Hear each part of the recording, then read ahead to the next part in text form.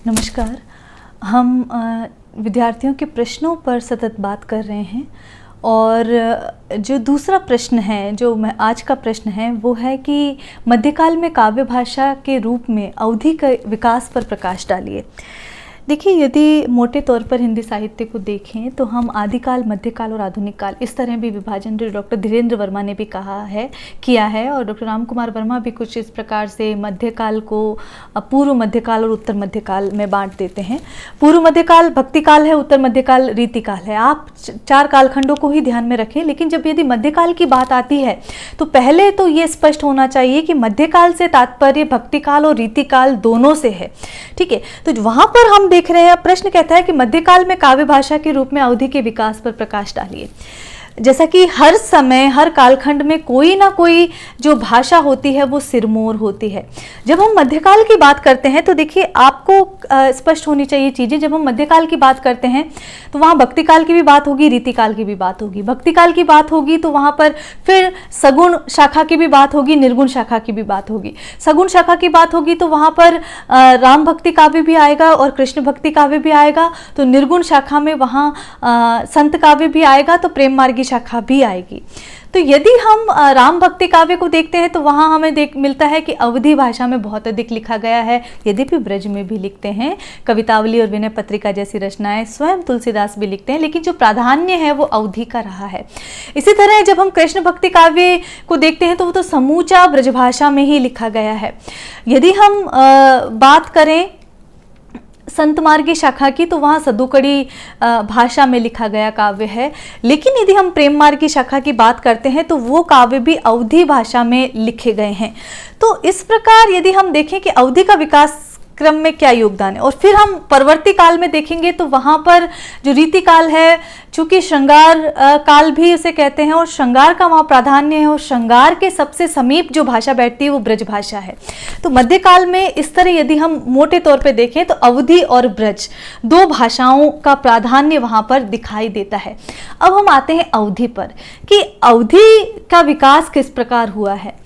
देखिए, अवधि की बात कर रहे हैं तो मुख्यतः हम पूर्व मध्यकाल की बात करेंगे, मतलब भक्तिकाल की बात करेंगे।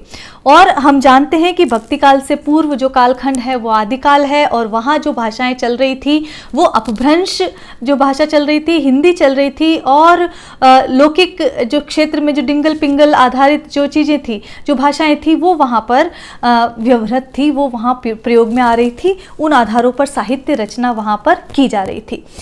जब हम अवधि के विकास क्रम से देखते हैं तो देखिए, जो प्रेमाख्यानक जो परंपरा शुरू होती है वो अवधि से प्रारंभ करते हैं। अवधि में सर्वप्रथम प्रेमाख्यानक काव्य शुरू होते हैं जो कि संस्कृत काव्य परंपरा के अनुसरण पर लिखे गए हैं।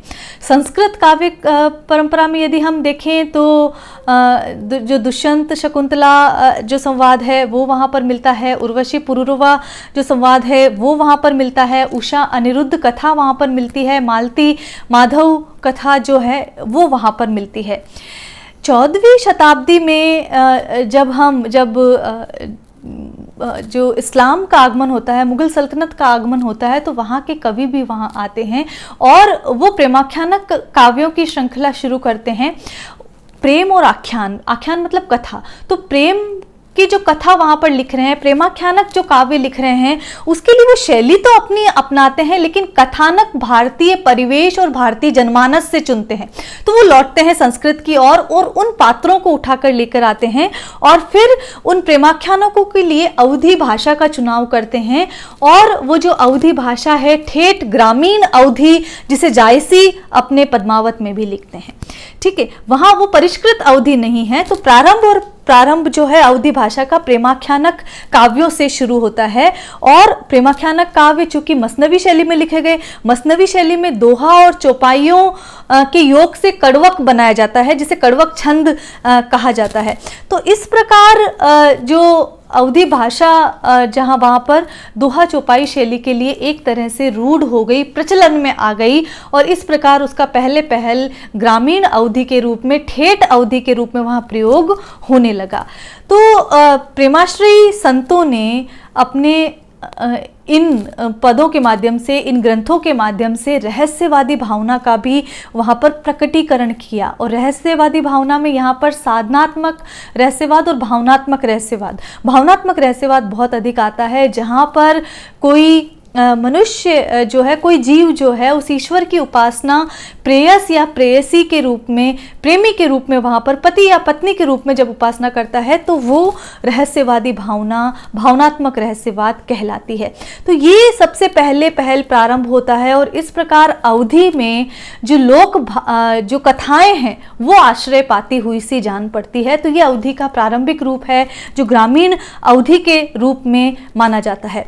और यदि इस तरह की जो पहली रचना देखी जाए तो वो चंदायन कहलाती है, जिसे लोर कथा या लोरिक कथा या लोरीह कथा भी कहते हैं, लोरी कहा भी कहते हैं। और ये जो रचना है वो मुल्ला दाऊद के द्वारा लिखी गई है, तो पहली रचना मानी जाती है। फिर मंजनकृत मधुमालती, कुतुबनकृत मृगावती और मलिक मोहम्मद जायसी कृत पद्मावत जो है वो भी इन प्रेमाख्यानक परंपरा के जो आगे वाले जो ग्रंथ है वो जान पड़ते हैं।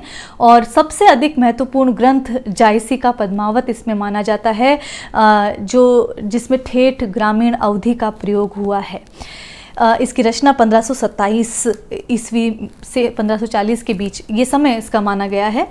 तो देखिए यहाँ पर भी इसमें जो है केवल और केवल अवधि भाषा मिलती है। ये संस्कृत के प्रभाव से पूर्णतः मुक्त जो है ये काव्य रचनाएं दिखाई पड़ती हैं। तो यदि हम यूँ कहें कि हिंदी साहित्य के मध्यकाल का जो प्रारंभिक हिस्सा है, जो भाग है, वहाँ पर ठेठ ग्रामीण अवधि का प्रारंभ प्रेमाख्यानक काव्यों से होता है, जो कि मुल्ला दाऊद के चंदायन से होते हुए कुतुबन के मृगावती, मंजन की मधुमालती, जायसी के पद्मावत से होता हुआ शेख नबी के ज्ञानदीप तक पहुँचता है। तो ये तो एक बात हुई। देखिए यहाँ पर लोक संस्कृति है, भाषा का लालित्य है और परिनिष्ठित बातें नहीं हैं, ये बात आपको ध्यान रखनी होगी। और ये सारी जो हमने बात की, चाहे शेख नबी के ज्ञान दीप की हो या नूर मोहम्मद की इंद्रावती ले लीजिए या अनुराग बांसुरी, इसी समय की रचनाएं हैं।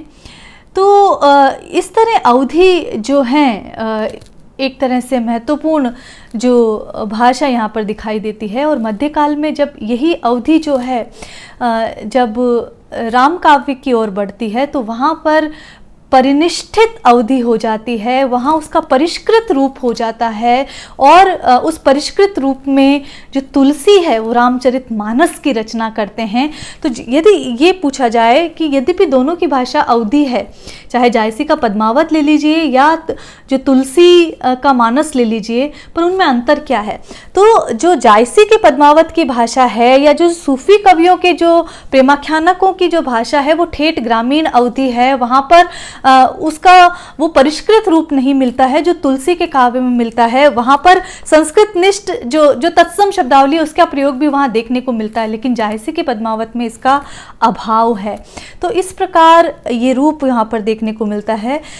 एक और बात यदि हम करें, रामचरितमानस राम का चरित काव्य है, जिसका प्रारंभ हम अपभ्रंश काव्य में जो स्वयंभू से हम देख सकते हैं जब वो पौंगचर्यू की रचना करते हैं।